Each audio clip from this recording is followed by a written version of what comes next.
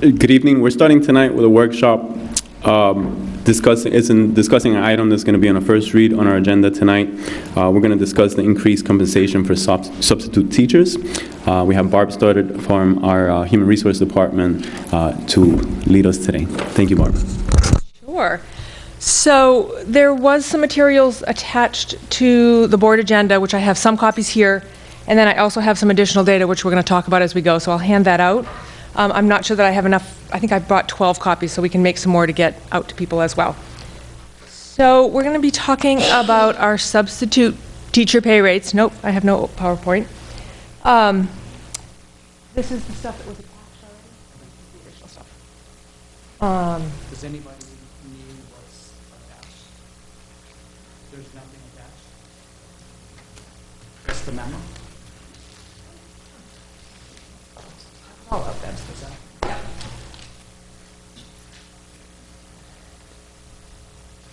So from a historical perspective, I just want to give you a little bit of background. As you know, when our teachers or ed techs who are in the classroom are absent, we hire substitutes. The rates have not been changed significantly over time. I actually did a little research, and of course the records are a little bit scant, but from what I could find, that our rates have only changed once or twice since 1998. So I looked back and I found a change in 1998, and then I found another change around 2012, and now we're hoping to change them again. So not something that we revisit that frequently, but it is now time. So, and in general, I would say in the past, we have been either at the market or maybe a little bit ahead of the market. But recently, districts around us have been raising their substitute pay rates. And so we're finding that we're not quite with the market anymore, which is why we're here. So the first thing I'm going to ask you to look at is the comp sheet. And that is, hold on, I'm going to hold it up for you.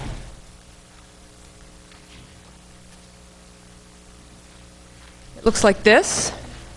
Has all the rates from the region. So you can take a look at that,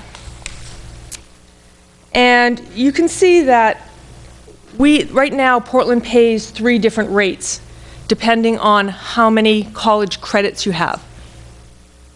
For a 2-year degree or 60 college credits, we pay $70 a day.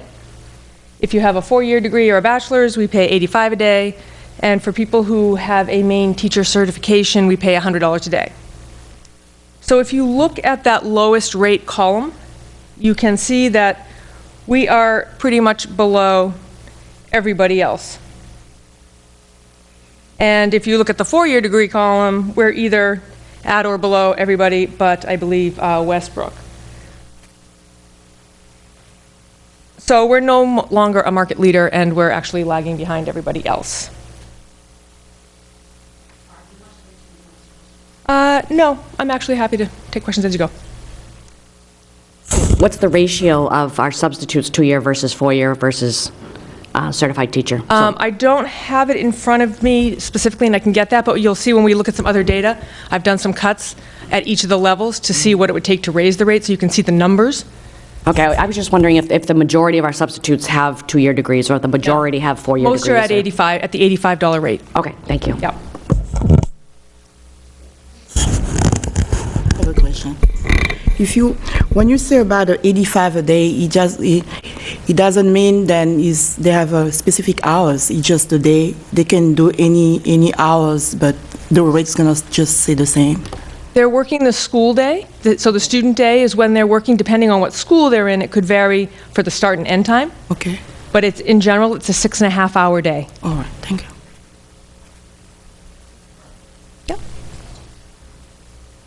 So when you say 2-year degree, 4-year degree, that could be a degree in anything?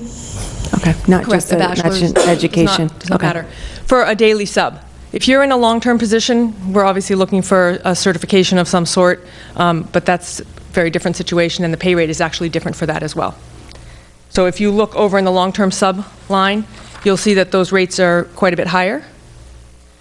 Those are long-term sub rates, and in general, it's probably true across the board. those tend to be paid at the first step of the teacher salary scale. So that's what that works out to on a daily rate for our entry-level teacher. And the reason it's different is because when you're a long-term sub, you're in there for more than 30 days, the expectation is that you're going to be doing lesson planning, you're going to be going to meetings, you're going to be doing more than just showing up for the day and leaving. So long-term sub, you can have a 2-year degree and be considered a long-term sub, is that right? No, we would require, I don't think we have any people with a 2-year associate's degree doing long-term sub. We would really be looking for somebody with teacher level. In general, we look for somebody who's certified in the long-term position that they're in. Okay. And so to get a teacher certification, you have to have a bachelor's degree. Okay. And so what are the requirements for a long-term sub then? I guess that's what I'm really looking for, just the definition of long-term sub. We're looking for somebody with teacher certification. And so it could be somebody with a conditional certificate, or at a minimum, they're going to have a bachelor's degree because you need that to be eligible for any kind of certification. Other questions? Okay. So let's take a moment to just talk about where we are with the labor market. I don't think anybody would be surprised to hear what we're facing in terms of the labor shortage and the unemployment rates that we're facing in Maine, which is about 2.9%, and Portland even tighter at 2.4%. So just the availability of people in terms of finding subs. So people who want to work are in general working already. And so that is feeding into our shortage, and it's something that everybody in Maine is facing, and nationwide there's been sub shortages. So we are also feeling the effects of that. The other piece of it here is that minimum wage in Maine is going to $11 an hour on January 1st. So in particular, if you look at our lowest rates and you divide by 6.5, we aren't going to be at $11. So part of the impetus of us even looking at this was starting to think about that. And then we said, well, let's go look and see what everybody's paying for everything. If we're going to come and have this conversation, we might as well look at everything at the same time. So let's take just a minute to look at some of our own data. The average days absent, do people have this? Did you hand this one or not? Yep, okay. I'm not very bad.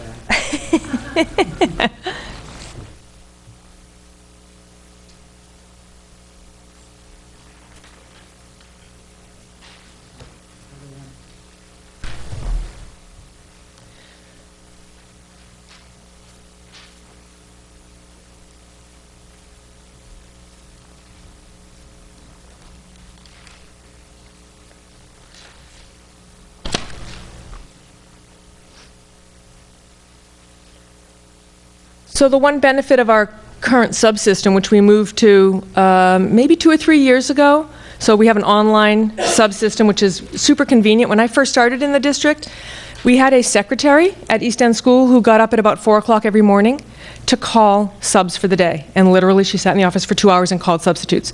So super labor intensive. And when she decided to retire, people panicked. And it turned out that there's a Frontline, which is an education company, offers this thing called absence management, or ASOP.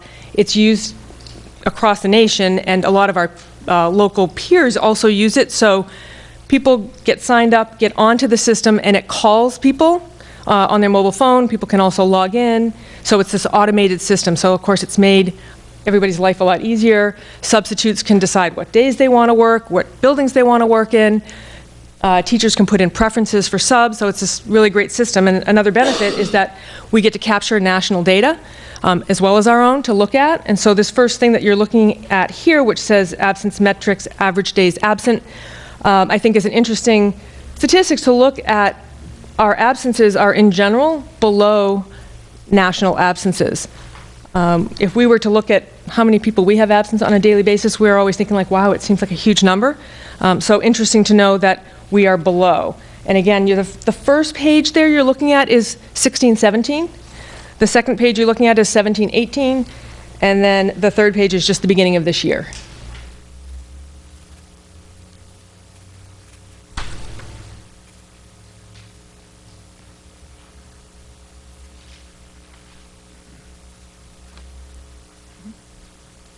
I'm just noticing that the June numbers, we seem to jump above the national average. Is that just because our school year extends longer than some other parts of the country?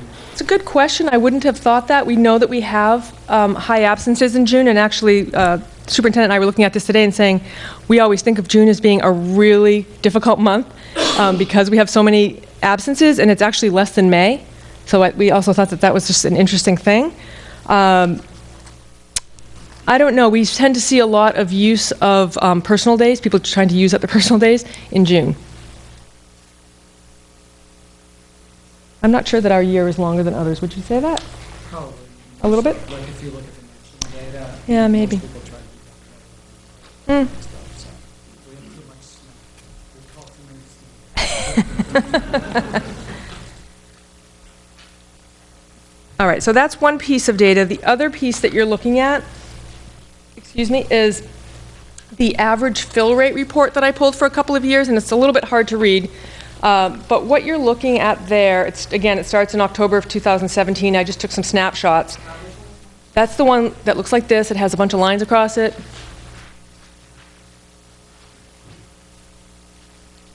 Looks like sheet music. That does look like sheet music. It's actually a 5-page report.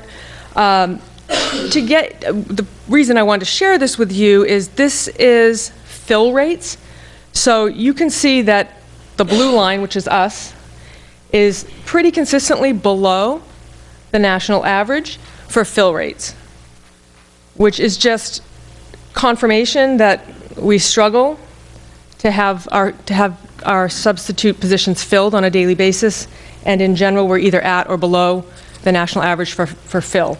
And those lines.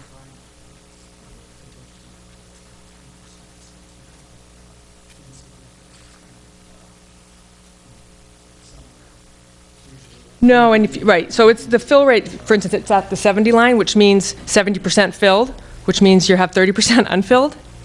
So this is really a companion to what should have been attached to the package, which actually shows September, October, and November. It shows the detail down to the day.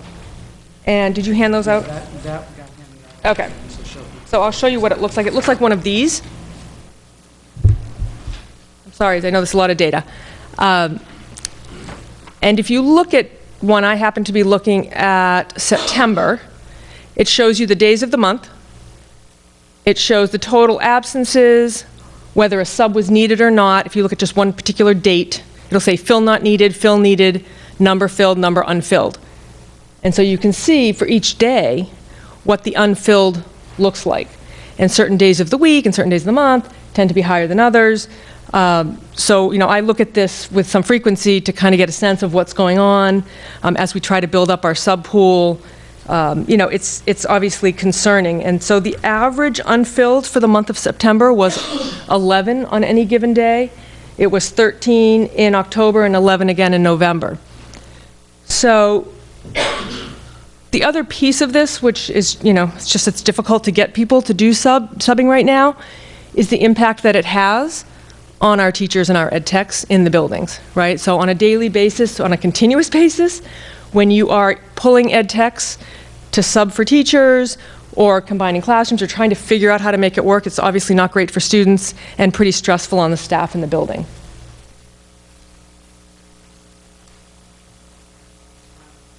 Yeah.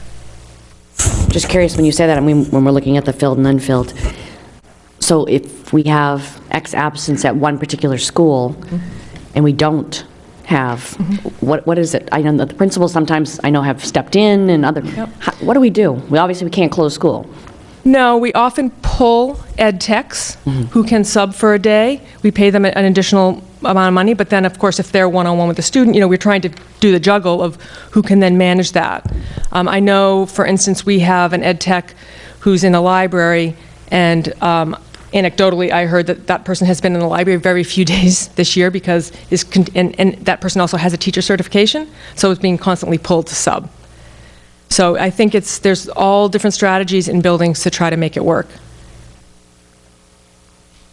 People do things like they combine classes, they take the specials at the elementary school, for example. If the music teacher is absent and we have a substitute for the music teacher, we'll not have music that day, and instead we'll use the music teacher to cover a fourth grade classroom or things along those lines. So it's, that's from a principal's perspective, it's a crazy time of the day is at the beginning of the day to make sure that you've got all of your coverages. So that's a big one, and that's why this is a significant issue for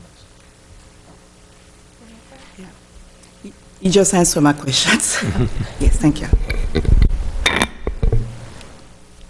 I guess also, it's very concerning to me, the number of teachers that are absent. I mean, going through and circling all that are 50 and higher a day of the fill needed. I'm just stunned by that. I mean, maybe we could talk also about what's going on there. And honestly, I'd like to even talk with the Teachers Association more about that So somehow. I think, one, it is below the national average, so I think that was reassuring to us. It's like, okay, the numbers seem significant, but on average, they're not. We have 700-plus teachers in the district, 200-plus ed tech, so keep the numbers that you're looking at in, when you're thinking about the total as a percentage. We're having those conversations. Again, I think it's a little bit separate from the pay rate conversation, but I agree that we're trying to sort of dig in and get a better sense of, what is it? Yeah. And I'm sorry if you did mention this, but can you clarify, when we talk about absences, these numbers don't only reflect a teacher who called out one day, these are also or planned ones? Absolutely. And we utilize the ed It could be techs in the professional same way to development, cover those? It could be bereavement, it could be personal illness, family illness, a personal day. I mean, this is everything.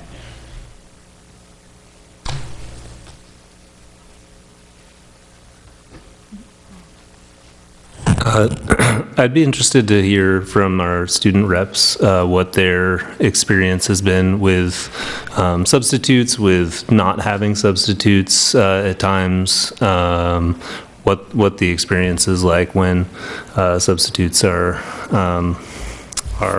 in your classroom or not available for your classes. So sorry to put you on the spot. I know it's the big first meeting for a lot of you, but yeah. Because it's the first one. And I don't know if Lori's going to be here, but it would probably make sense for one of the students to sit at the table where there's an open mic. But for you guys, when you go to speak, it's not that critical now because we're in a workshop and normally we don't broadcast them, but we are broadcasting today. But if you can sort of lean over and you can speak into, so we don't lose sort of you're on that side and start asking some use their mics this week, so make sure that they're public. The people here can hear you, but they might not hear you, and practically can't hear you at home, so it's the way that we do it. If we can't, like when we're on Castle Bay, everybody has a microphone, but here we don't have microphones for everybody, so we just have a huge office. And I think Anna was going to go first, and then John will.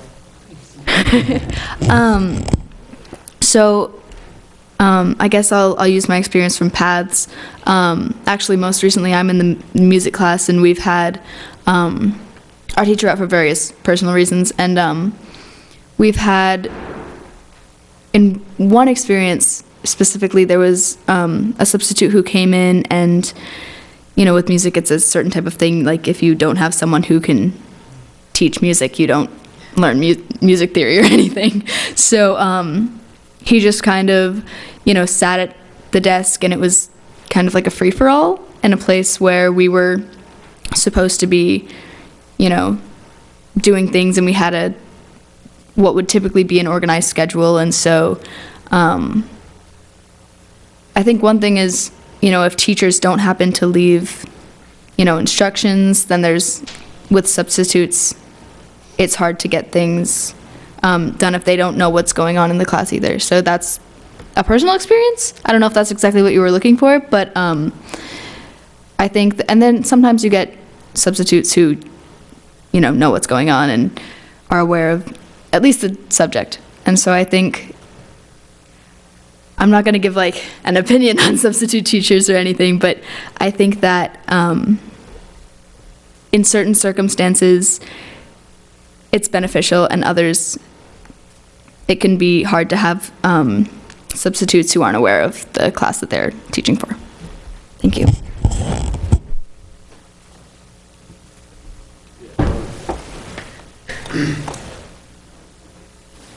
Yeah, in terms of the substitute absences and unfilled spots, I can't really remember the last time that we were just left in an empty classroom, at least in high school, and I'm assuming much of those unfilled spots take place in elementary and middle schools, where it's a little bit easier to meld the schedule, mix around the schedule to make that work.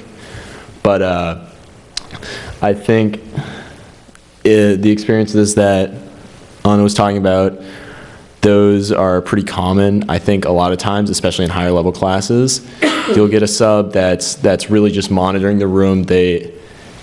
Most often they won't really need to have a very active role in the classroom. They can pass out a handout, and a lot of times, especially if it's a planned absence, the teacher will leave work for the students. And again, if it's a high level class, most of the students will take the initiative and just go ahead and do that work on their own or in groups or what have you in that situation. Also, I think at Portland High School at least, there seems to be a very common pool of subs that seem to repeat there. And I think that's very helpful because I actually know I'm on a first name basis with the subs will remember my name from other classes because they're so prevalent within the school. And I think that's also a really good thing to have the same pool of subs working with that specific school. And I don't know if that's been planned in the assigning of subs at the start of every day, but I think that's been really helpful, especially in other parts of the school that require more teacher initiative within the classes when subs show up.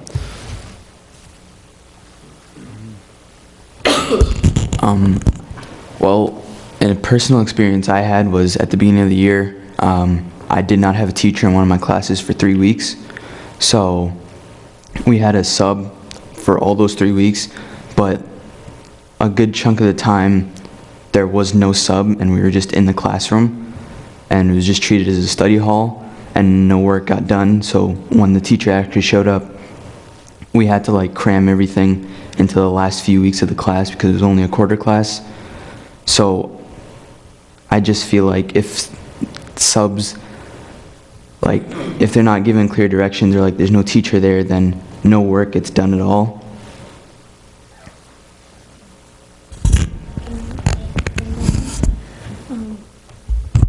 Sorry, this just came to my mind, but also in certain circumstances, in my personal experience, substitute teachers have not been informed of certain things that they should be informed. Personal experience is last year there was a lockdown drill and my substitute teacher was unaware of it, so he thought that it was an actual lockdown, which scared all of us. And when we found out it was actually a drill, we were all very terrified and thankful. So I think that there are also certain things that, you know, should be intentionally told and given to substitute teachers as well. Thank you.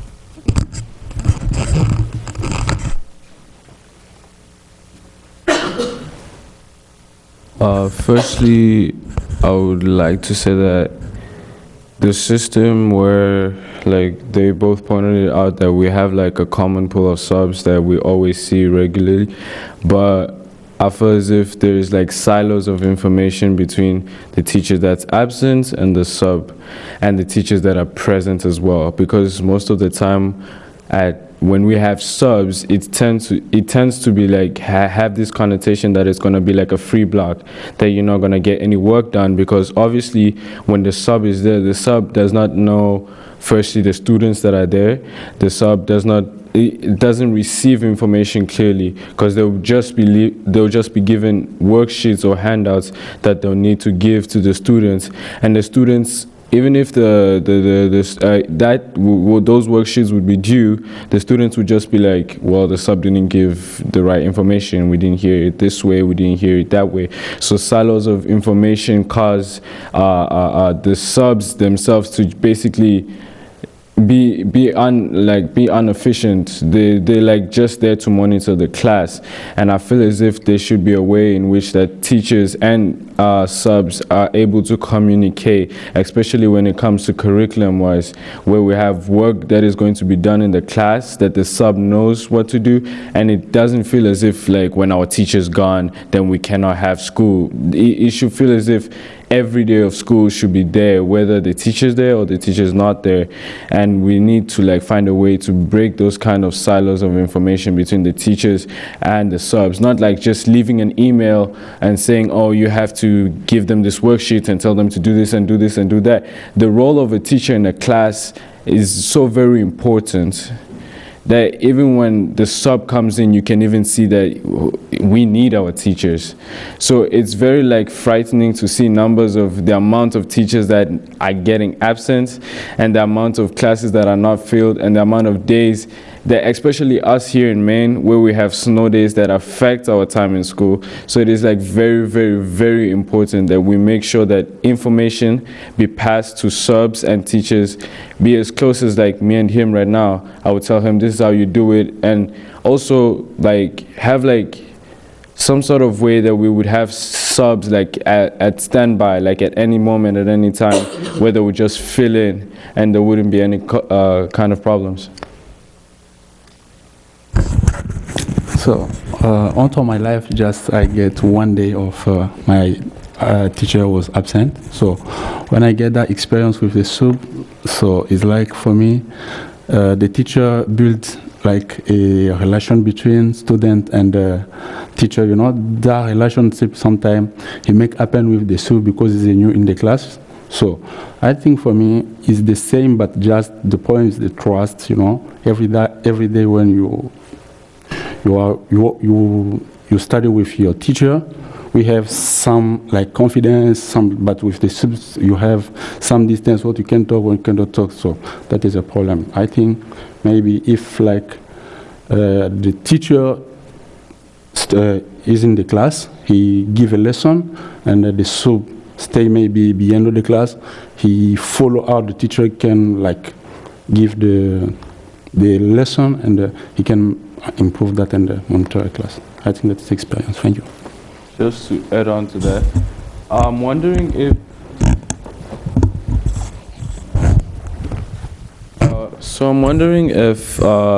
teachers would have their own specific sub. So like every teacher would have like their own personalized, like their own sub that would be like, hey, like if like I was a teacher, and they would have like a sub that would normally come in. That way, like students would also get used to the fact that if my teacher were absent, they would have a sub. So I'm just asking if that is even possible. So our sub pool is about, I think about 300 or so people. I didn't bring the data with me. And of those, about half of them are active. So we're looking at that. We know that we need to have a certain number to fill. So we need to have, I think, about 3 times what our general absence rate is to make sure that we have fill. So we don't have 700 subs in our pool, or if we want to cover for ed techs, we're talking about 900 people to have those available.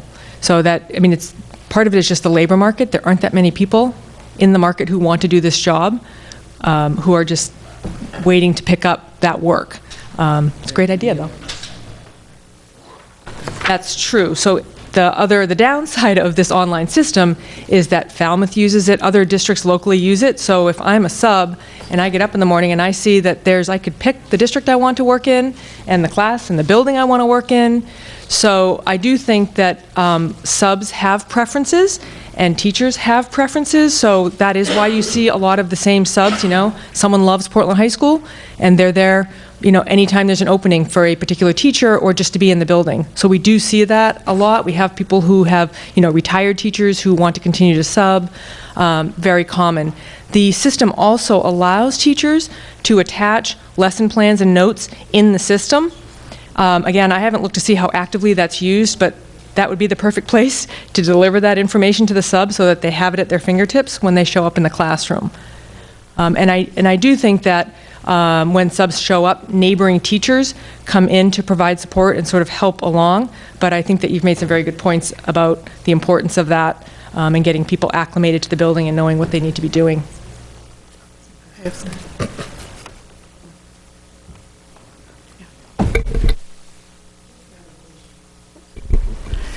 My question is to understand exactly the process. Do we have a orientation process after hiring the sub-teach to know exactly what the expectation is and how they can all come together and working with as a sub-teachers to try to fill up those expectations, make sure, like we heard from the student, that it's not happening, they don't have any collaboration, any kind of coalition between the sub and the teachers. What's the orientation process after hiring? Thank you. So we basically we bring subs in once a month now. The first week of every month, we do an onboarding. And that onboarding is an hour long. We have a sub handbook, and in there, we go through a lot of the details of how you get paid, where you show up, what the address of the building is, where you park, the name of the lead secretary, a bunch of tips in terms of here's some great things to be thinking about, classroom management kinds of things, all kinds of data. The calendar has a bunch of things in it, and also some key policies that we want people to be familiar with, board policies. So we do not have a formal substitute training. We've talked about developing one. There are many that are offered online. Other districts do it. It would be possibly a cost to us if we want people to show up for a half a day to be trained or to do it voluntarily. But again, I agree with you. I think that it would be helpful for us to be getting everybody on the same page and thinking about when you show up in a building and you don't know anything about that building, you really want to set people up for success from both the student perspective and the building perspective, and telling people exactly what you need to be thinking about when you're in this building. Here's the way things work in this building and that sort of thing.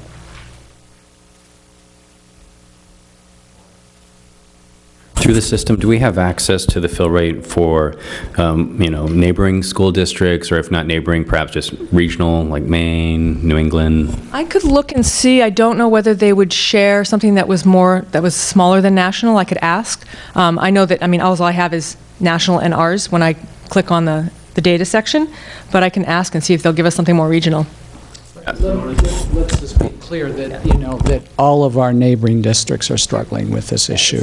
This is not, there was an article recently in the Press Herald or in the, Bangor Daily News about, the sub shortage in the state. So this is something that we face not just with teachers, but, it's more acute really with our custodians, with our transportation department. These are, this is the downside of a strong economy, is that people are working full-time jobs, and there are not that many people who are out in the market for, for jobs that don't pay a ton of money and tend to be pretty complex, because you're walking into everything from a special ed, resource room to a, AP calculus class, and expected to somehow carry forward what happens in that class, sometimes with really good directions from teachers, and other times it was completely unplanned and there wasn't any opportunity to sort of think through, okay, what am I going to do in this particular situation so that I can move it forward. So all teachers have sub plans that are sort of generic sub plans that you would apply in a situation where you don't think that the person is going to be able to advance what it is that you are teaching teaching in your class. So, it ranges from, if you have time to plan and you get the right person, to it can be advancing your lessons, but more often than not, it's just handing stuff out and getting through the day and monitoring the class. That's what it turns into.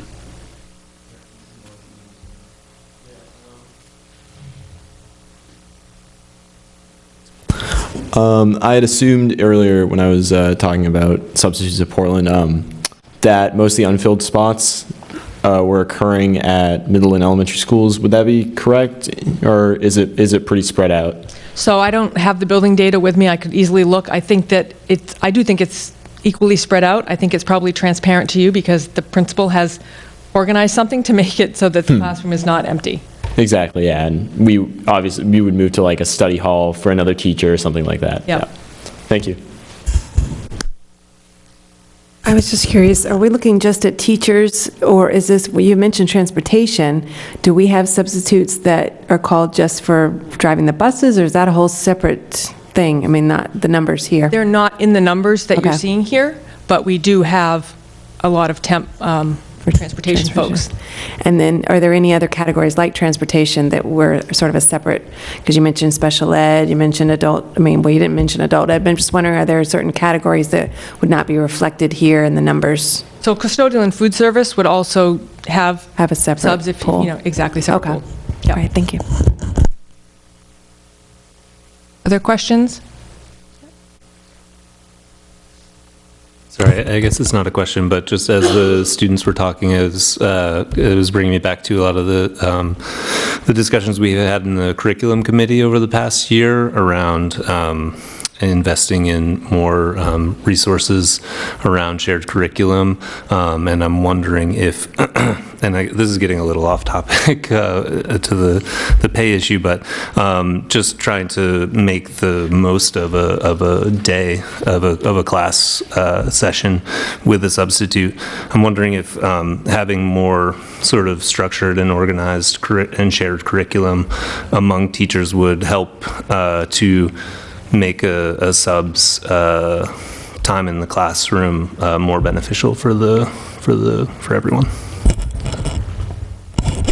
Want to comment to that? It would. Yeah.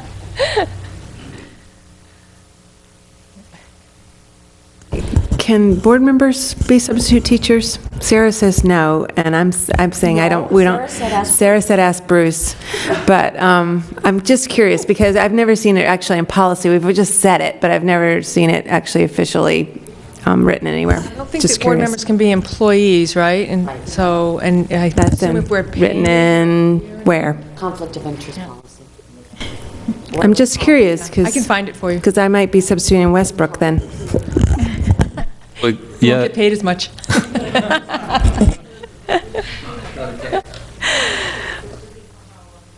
Certainly will.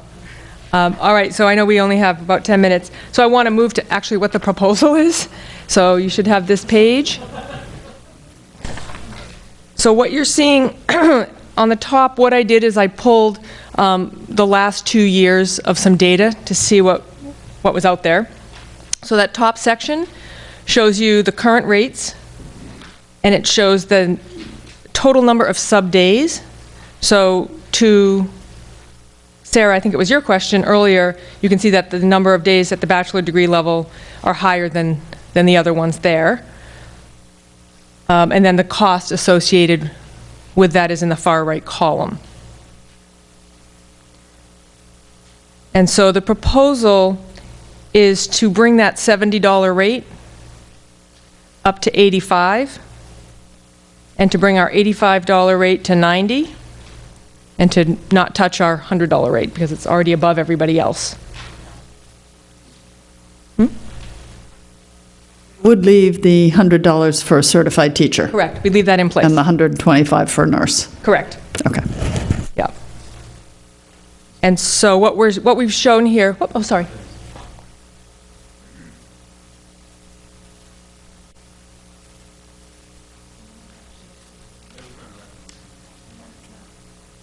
Yeah, there we go.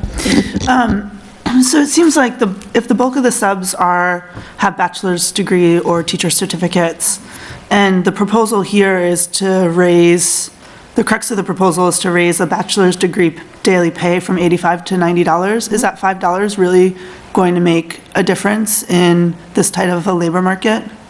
Well, it will keep us competitive with our neighbors at least. So people come to us and say, you know, they'll pay me 90 over there. And so I think over a period of time, the $5 does make a difference to people who are subbing on a continuous basis. And so again, what I don't want to see is us to not do anything and have to see them continue to rise and we have a bigger gap. So, I mean, that's really the reason we brought the whole thing forward instead of just looking at the 70 right now. And did you look at the numbers if to raise it further, like to 95? Just expensive. So yes, we ran a bunch of scenarios and we basically said this one seems most feasible. It's about $25,000 for an entire year on average based on our prior years. It starts to go up pretty significantly every time we add more money. And so this felt comfortable to us versus going to the 95, which I can tell you, if we went from 85 to 95, instead of being, let's just see, about $18,000, it's about $36,000. Significant. Oh.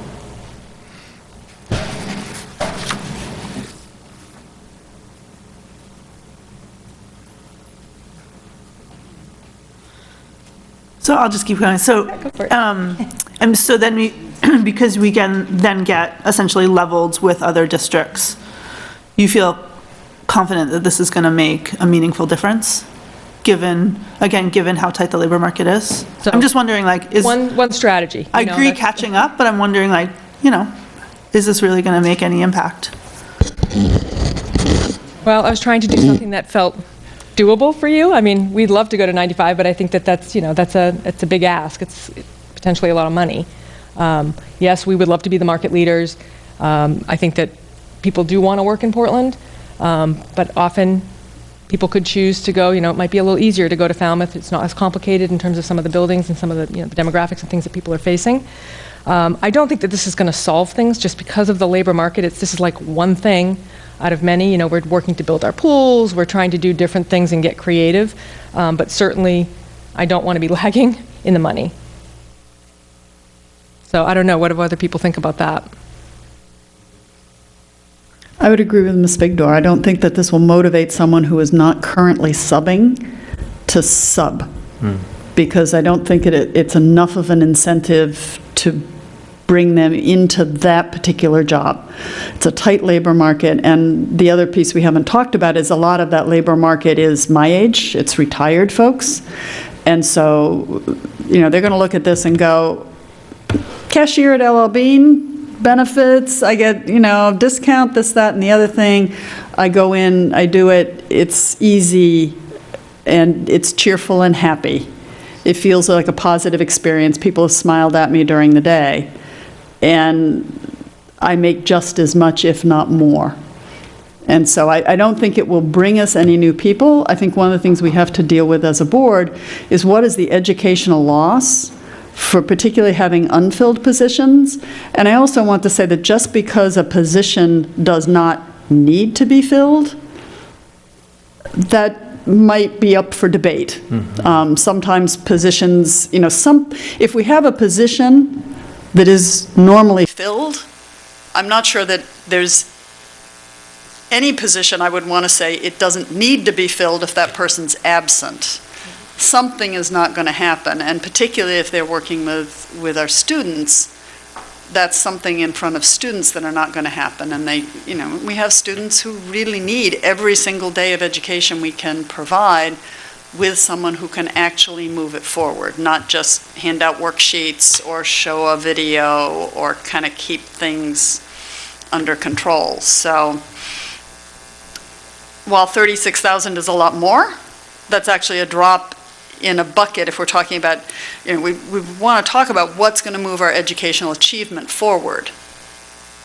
And anytime we don't have the teacher, the regular teacher in the classroom, moving the educational program forward, we're losing the ability to have the achievement move forward. And we're disrupting those students' day, their educational progress, because they've got a day that's just kind of, it didn't move. and the substitute didn't see, saw what happened, but the regular teacher didn't. So, I realize that is an expense, but I think that this is a growing problem for all school districts, and the impact on our students is probably greater than in Cape Elizabeth because of our student demographics who really are depending on us to provide that education. And so if a classroom is not filled by the regular teacher or goes unfilled or has a sub, there's a loss, an educational loss for those students. So.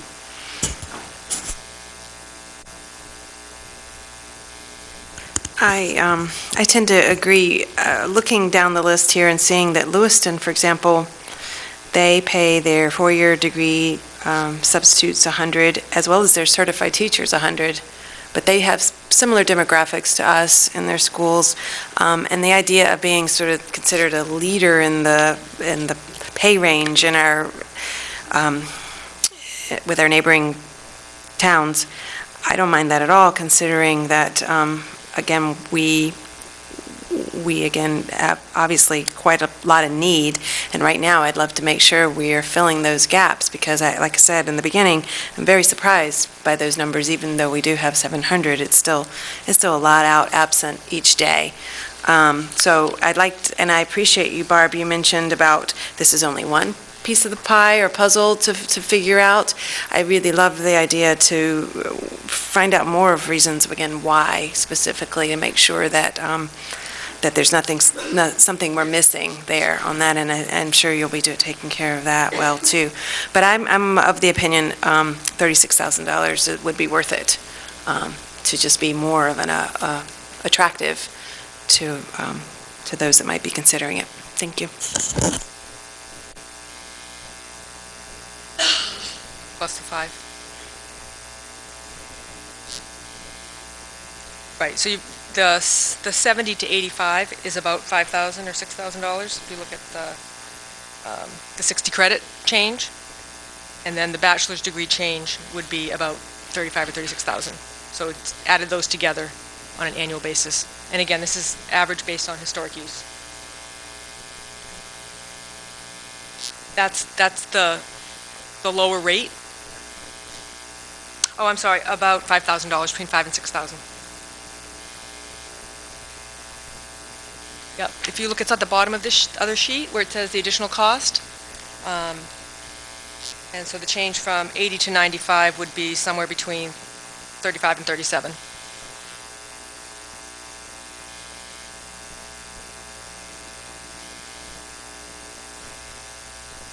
If you want to go to 100, it's about $50,000.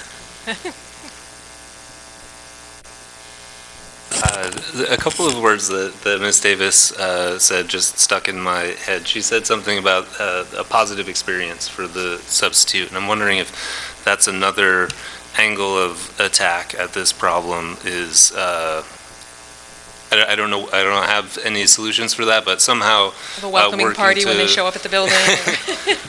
Some way to make that... I'm sure that they're all cheering when the subs show up. Yeah. Something to make that experience more positive for them so that they're excited about the work that they're doing in Portland Public Schools and excited to come back after they go home for the day. Sure, it's for the subs or something. Whatever ideas we might have, because I think, we're maintaining competitiveness by increasing the rate, but maybe there are other ways that we can attack that. Yeah. Have we considered pushing out to the Portland community the need that we have, and even some type of incentive, even if it's just a gas card or Hannaford card, or I don't know, something just to get them their attention? I mean, have we tried sort of that approach of just push, like a commercial? So if you look nationally, there's lots of ideas out there about what people are doing because the sub shortage is a national issue. And so there are things like rewarding subs for, if you've done 20 days with us, you get a bonus, so certain things to continue to bring people in. So there's lots of different ideas about that. I have done some outreach to some retiree organizations, just different places to try to see if we can generate interest. I've actually been trying to generate interest with current college students. So we've talked about trying to create a specific training for basically juniors and seniors who have the 60 credits, who might be interested. They could, during their winter break, during their summer, they get back in May, they could make some money, and then we could maybe entice them to think about going into education. So I've been working on that, and I'm actually going to try to put together, sort of like the APB of who can we bring in, either between USM, people that we know, right after the first of the year, so before kids go back to school, because they need to get fingerprinted. It's sort of going through a process. But if we can get them interested, get them in, and sit with them and do the paperwork, and do a little bit of a training, because again, these are sort of young folks that we'd want to put probably only in the elementary school just because of their own age, and give them a little bit of training, classroom management kinds of things, and then they could be ready to go for the better part of January, and of course May and June are months when we really need a lot of subs, and so I think there's some potential there. So I'm open to ideas, but we're sort of thinking about all sorts of things. Okay.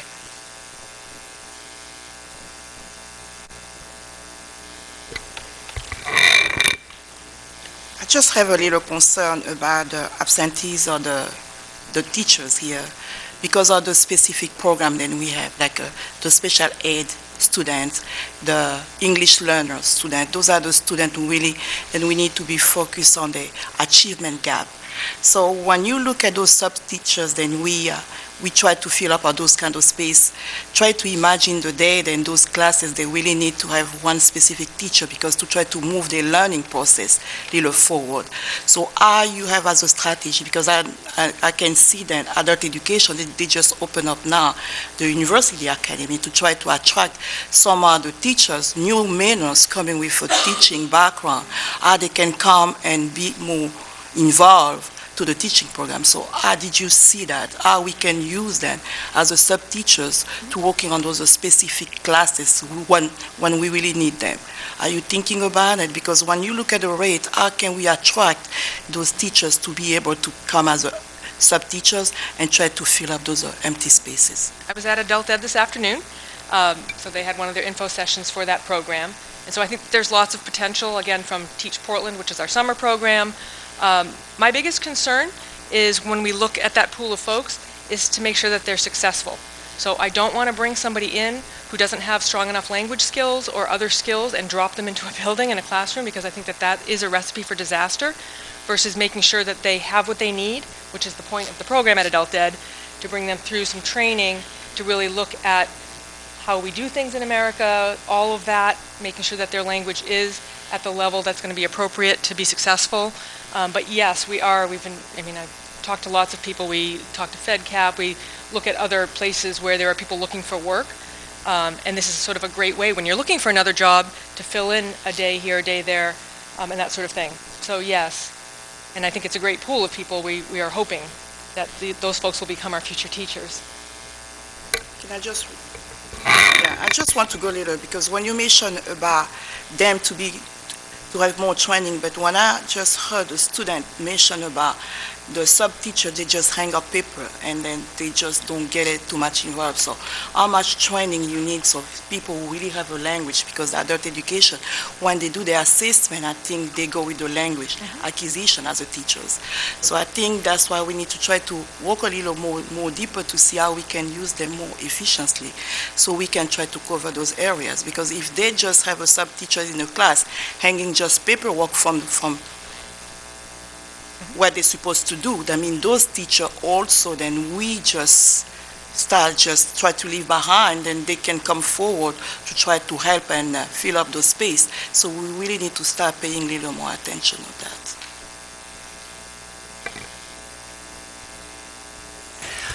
How will we be addressing, especially with new Mainer teachers who may not have come with their educational documents? And it looks as though this is set up based on college credits and bachelor's degrees. And in many cases, having worked as the director for newcomer ETEP at one point, many newcomers did not bring those papers with them. It wasn't a possibility. or the educational system is so different that it really doesn't translate. And there's a cost to translating those transcripts from foreign universities, and it's not an insignificant cost. And that often can present a barrier if we're going to say you have to show that you've got these credits or that you have this degree. How are we going to work with that so that we don't, in essence, invite but then say, no, actually, you can't meet our credentialing criteria here in this country? Because that, I know, and I doubt it's changed since when I was dealing very closely with it. There were a number of teachers, some of whom had been professors, principals, teachers in their home countries. They had not been able to bring their papers with them. And even when we had their papers evaluated for those who had brought them, they didn't meet the U.S. criteria for certification. Yet they clearly had a lot of experience in education in their home country. And they had adequate language skills, certainly to pass out papers or to actually do the work. So I'm just wondering how we're thinking about that, because that is an issue and frequently a barrier. So if I can, because we are past the workshop time, I just want to try to bring us back in. This is a workshop about our proposal to change the rates for our substitutes. And, my takeaway from the discussion is that there probably is interest within the board for us to actually up that rate. I am making comments during the superintendent's announcement about the Education Academy that Portland Adult Ed is starting. One of the potential places where those individuals can get their first taste at working in our schools is as substitutes. So we absolutely are looking at that. I just want to remind you that this is not a problem that is unique to Portland. Every school district in the country is grappling with these issues. And some of the issues that we've talked about are issues that people have been grappling with for, 100 years. Substitutes are not a replacement for the teacher in the classroom. I also want to underscore that our data shows that our teachers are not absent more than average. So these are the same problems that, superintendents and school boards and school districts across the country are dealing with on a regular basis. To the extent that we are successful at recruiting people that are invested in our system, which I know I heard from, several of you today, the examples that Mr. Norris gave of, dedicated people that want to be at Portland High School on a regular basis, that makes it better. But at the end of the day, substitutes are substitutes. They're not the same as having your teacher in that classroom on that particular day. And many times, by design, teachers leave what are just basically monitoring lessons. So basically hand out these papers, make sure that they read the chapter, make sure that they, just sit in groups and discuss this particular chapter. So they try to make lessons that are as self-contained as possible and that can meet the, can be addressed by a, college junior who's on his, end of school break, as well as a retired teacher with 35 years of experience in that subject area. And, more often than not, the teacher doesn't know who's going to be there. It's going to be one or the other. So we will change the proposal to reflect the increased rate for our bachelor's degree substitutes as a way to mitigate this. And I am very grateful to all of you for your engagement on this topic, for your ideas, your suggestions. I was particularly grateful for the students and their live perspectives of how this affects them. But know that these are not the kind of issues that we can just have a 1-hour workshop and we're going to solve. Barb is working extremely hard at getting our pool to go, to be, deeper, and this is part of deepening our pool, but she's also working on things like, making sure that we have training for our substitutes. That's not something that every district does. Some probably do more than we do, but just the fact that we bring people in on a monthly basis to replenish our pool, to make sure that we're monitoring the pool and seeing people who are not, frequently working, that's tremendous work on the part of Barb and her team. So I want to make sure that, I recognize that, this is her initiative to bring this to the board, recognizing that this has not happened in, I think 9 years now, and, twice over the last 20 years that we've actually increased these rates. So we're trying to get ourselves back to maybe not market leaders, but at least being, on even footing with others. And so that's what this is about. And I am very grateful for your, engagement around it and wanting to increase our rates by another $5. And we will definitely change our proposal, and that's what you will have for your second read. So, thank you. Thank you very much.